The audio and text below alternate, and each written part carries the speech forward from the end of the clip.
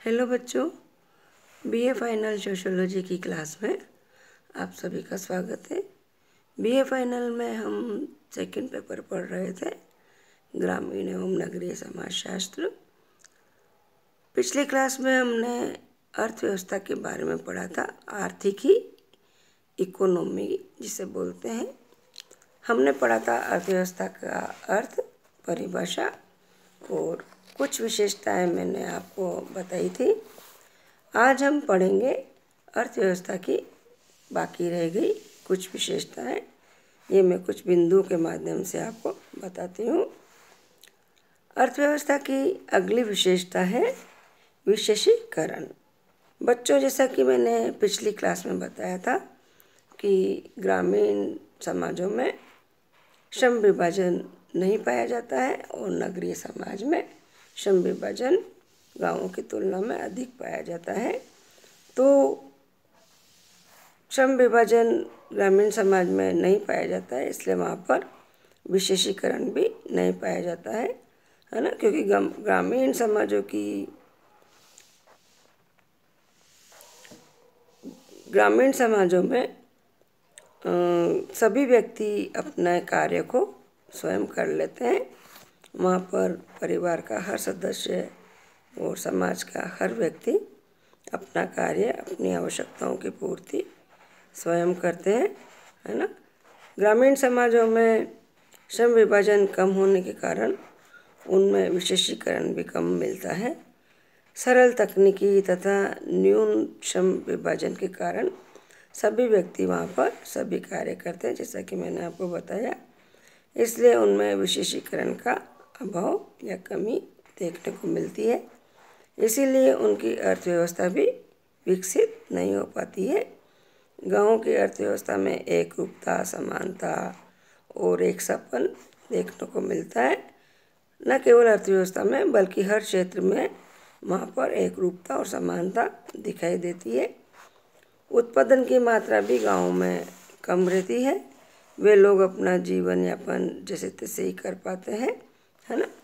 इसके विपरीत नगरीय समाजों में विशेषीकरण को सभी क्षेत्रों में देखा जाता है, क्योंकि नगरीय समाजों में श्रम विभाजन भी गाँवों की तुलना में अधिक पाया जाता है। नगरीय समाजों में पानी एवं बिजली का वितरण, स्वास्थ्य सेवाएं, संचार के साधन, सुरक्षा व्यवस्था, भवन निर्माण, प्रशासन, न्याय आदि विभिन्न क्षेत्रों में उच्च स्तर का विशेषीकरण देखा जा सकता है। अब अर्थव्यवस्था की नेक्स्ट विशेषता है यातायात के साधन। ग्रामीण समाजों में यातायात के साधनों का अभाव होता है। वहाँ पर सड़कें भी नहीं होती है, जहाँ पर आने जाने के साधन भी नहीं होते हैं, है ना। इन परिस्थितियों में न तो गांव के लोग कहीं आ जा सकते हैं और न ही कोई काम कर सकते हैं, नौकरी भी नहीं कर सकते, अपनी वस्तुएं आसपास जाकर भी नहीं बेच सकते और अपनी आवश्यकताओं की वस्तुएं खरीदकर कहीं बाहर से खरीदकर भी नहीं ला सकते, क्योंकि वहाँ पर यातायात के साधनों की कमी होती है। इन कारणों से इनकी अर्थव्यवस्था यानी ग्रामीण क्षेत्र की, ग्रामीण समाजों की अर्थव्यवस्था निम्न स्तर की बनी रहती है। इसकी तुलना में अगर हम देखें नगरीय समाजों को, तो नगरों में नियमित बाजार की व्यवस्था दिखाई देती है। यातायात एवं संचार के अनेक साधन होते हैं। सड़कों एवं रेल का जाल बिछा हुआ होता है। लोगों के पास आने जाने के लिए निजी वाहन भी होते हैं। इसी कारण से उनकी आर्थिक व्यवस्था ग्रामों की तुलना में अच्छी होती है ना। नेक्स्ट है अर्थव्यवस्था की विशेषता लाभ आर्थिकी यानी प्रॉफिट इकोनॉमी, जिसको बोलते हैं। ग्रामीण समाजों में जैसा कि बच्चों आप जानते हैं उत्पादन बहुत कम होता है।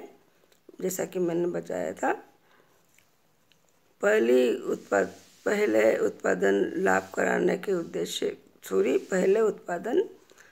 कमाने के उद्देश्य से नहीं किया जाता था।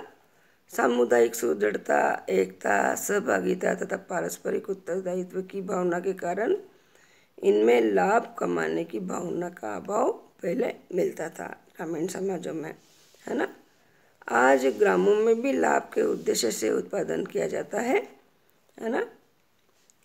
पहले समाजों में ग्रामों में जजमानी व्यवस्था होती थी, अब ये लुप्त हो गई है। ग्रामों की तुलना में यदि देखा जाए तो नगरों में आर्थिकी टोटली लाभ की आर्थिकी यानी अर्थव्यवस्था, नगरीय समाजों में टोटली लाभ की अर्थव्यवस्था ही दिखाई देती है। नगरों में पूंजीपति श्रमिकों का शोषण करते हैं, है ना। और गांव में भी भूस्वामी भूमिहीन कृषकों का शोषण किया जाता है ना।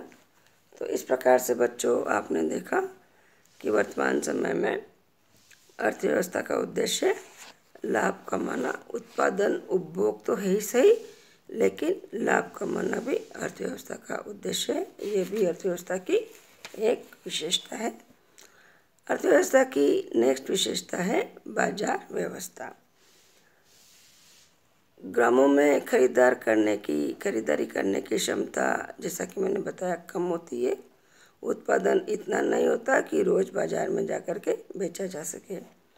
बाजार आप जानते हैं, बाजार क्या होता है।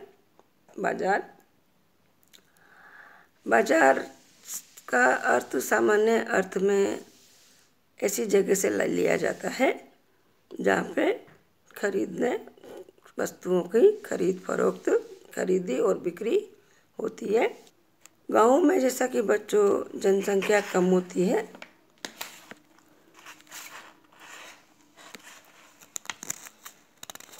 तथा विस्तृत भौगोलिक क्षेत्र में भी फैली हुई होती है ना।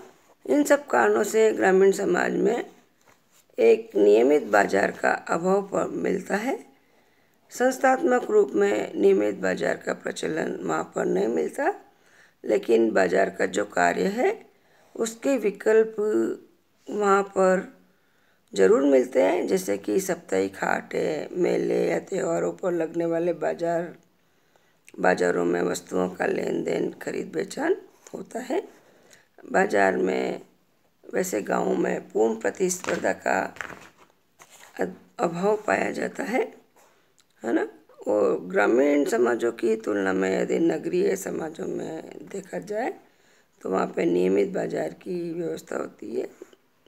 नगरवासी अपनी आवश्यकताओं की वस्तुओं को जब चाहे जहाँ से चाहे जाकर के खरीद सकते हैं, और जब चाहे जहाँ चाहे वहाँ अपने उत्पादन की वस्तुओं को बेच भी सकते हैं। नगरों में उत्पादन कल कारखानों, फैक्ट्रियों आदि में होता है। क्रेता और विक्रेता सभी वस्तुओं के मूल्य तथा किस्म का ज्ञान रखते हैं। वहाँ पर बाजार व्यवस्था के सभी लक्षण दिखे जाते हैं, जिसका कि गाँवों में अभाव होता है। फिर नेक्स्ट है नवाचार। अर्थव्यवस्था की अगली विशेषता है नवाचार, इनोवेशन जिसे कहते हैं। ग्रामीणवासी रूढ़िवादी तथा अंधविश्वासी होते हैं। इनमें स्थिरता अधिक पाई जाती है, इसलिए ये लोग नवाचार का स्वागत कम करते हैं। ये लोग स्वयं तो कोई खोज अथवा आविष्कार नहीं करते, है ना। प्रसार के कारण अगर कोई नवाचार इन तक पहुंचता भी है तो उसे भी वो नहीं अपनाते। नवाचार से क्या मतलब है? नई खोज, नया आविष्कार, है ना, नए तरीके, ये नवाचार कहलाते हैं। नवाचार को अपनाने से गांव के लोग डरते हैं, है ना। इसलिए ग्रामीण समाजों में नवाचार बहुत कम देखने को मिलता है। इनकी इसीलिए इन ग्रामीण समाजों की आर्थिकी का विकास भी बहुत ही धीमी गति के कारण होता है। जबकि इसके विपरीत नगरवासी नवाचारों का स्वागत जल्दी से करते हैं। नगरों में लोग रूढ़िवादी भी कम होते हैं और प्रगतिवादी अधिक होते हैं।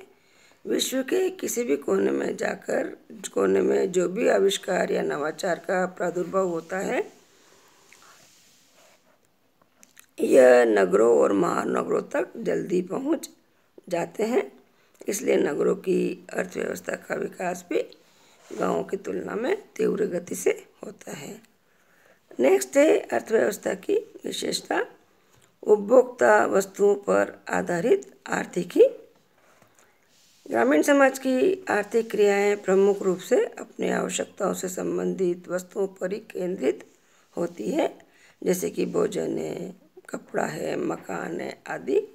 और गाँव में जो कुछ भी लोग पैदा करते हैं वे इनकी आवश्यकताओं की वस्तुएं होती है जिनका ये स्वयं ही उपभोग कर लेते हैं। ग्रामवासी शायद ही कोई वस्तु बचा कर रख पाते हैं, ये मुश्किल से ही वस्तुओं का संचय कर पाते हैं तथा व्यापारिक विनिमय भी मुश्किल से कर पाते हैं। अधिकतर इनकी आर्थिक क्रियाएं खाद्य पदार्थ तक ही सीमित रहती है। इसके बाद में वस्त्र और आवास की आवश्यकताओं की पूर्ति ये करते हैं, जबकि नगरों में आर्थिकी इसके बिल्कुल भिन्न होती है। परिवार और व्यक्ति मात्र उपभोक्ता होते हैं। नगरों में उत्पादन, वितरण और विनिमय के अनेक साधन होते हैं और अनेक माध्यमों एवं संगठनों के द्वारा नगरों में उत्पादन, वितरण और विनिमय का कार्य किया जाता है ना। फिर नेक्स्ट है वस्तु संचय का अभाव। ग्रामीण समाजों में वस्तुओं को भविष्य के लिए संचय करके रखने की प्रवृत्ति का अभाव मिलता है। क्यों मिलता है? क्योंकि ये लोग उत्पादन ही नहीं कर पाते हैं, अधिक उत्पादन ही नहीं कर पाते हैं। उत्पादन उतना ही होता है कि ये उसका उपभोग कर लेते हैं और भविष्य के लिए कुछ बचता ही नहीं है।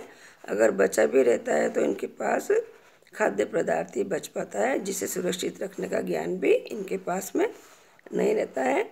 और वस्तु के रखने के लिए पात्र का भी अभाव होता है इनके पास में, और इनके पास में स्थान का भी अभाव होता है। इसलिए गांव में आर्थिक व्यवस्था संचय की प्रवृत्ति से स्वतंत्र होती है।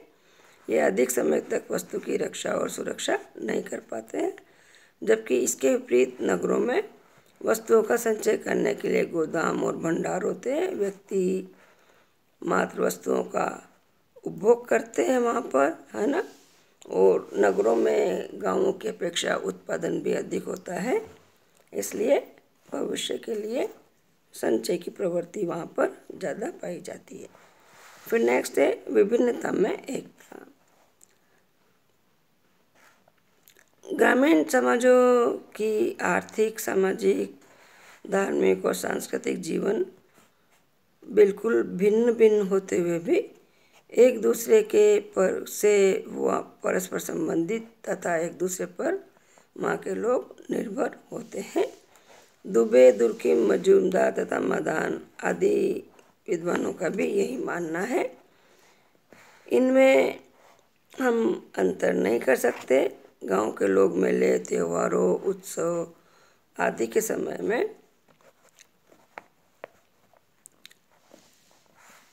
गांव में लगे हुए मेले, त्योहार, उत्सव आदि के समय ये देखा जा सकता है कि किस प्रकार से धार्मिक, सामाजिक, राजनीतिक व आर्थिक क्रियाएं साथ साथ कार्य करती है। मेले में देवी देवताओं की पूजा होती है, मनोरंजन भी होता है, वस्तुओं को खरीदा और बेचा भी जाता है, सांस्कृतिक आदान प्रदान भी होता है, दान पुण्य भी किया जाता है ना। तो इस प्रकार से ग्रामीण समाजों में विभिन्नता में एकता दिखाई देती है। वहाँ पर लोग एक दूसरे से परस्पर संबंधित होते हैं, ज़्यादा क्लोज होते हैं और एक दूसरे पर निर्भर होते हैं, है ना। जबकि नगरों में आर्थिकी को हम अलग तरह से देखते हैं। नगरों में सामाजिक, धार्मिक, राजनीतिक आदि जीवन को पृथक पृथक रूप में दिखाई देता है ना। तो देखा बच्चों आपने कि अर्थव्यवस्था की ये विशेषताएं थी जो मैं आपको बता रही थी, क्योंकि जैसा कि मैंने आपको अभी बताया कि नगरीय क्षेत्र में सामाजिक, धार्मिक, राजनीतिक आदि जीवन को पृथक रूप से हम देखते हैं, क्योंकि नगरीय अर्थव्यवस्था के निर्णायक कारक क्या है? वहाँ की जनसंख्या होती है, क्योंकि नगर में जनसंख्या गांवों की तुलना में अधिक होती है ना। इसके अलावा पारिस्थितिकी लक्षण, सामाजिक सांस्कृतिक विशेषताएं, नियमित बाजार, वाणिज्य उन व्यापारी वर्ग, धार्मिक संगठन, राजनीतिक संस्थाएं, प्रौद्योगिकी स्तर पर विकसित प्रशासनिक व्यवस्था आदि हम नगरीय समाजों की विशेषताएं देखती है।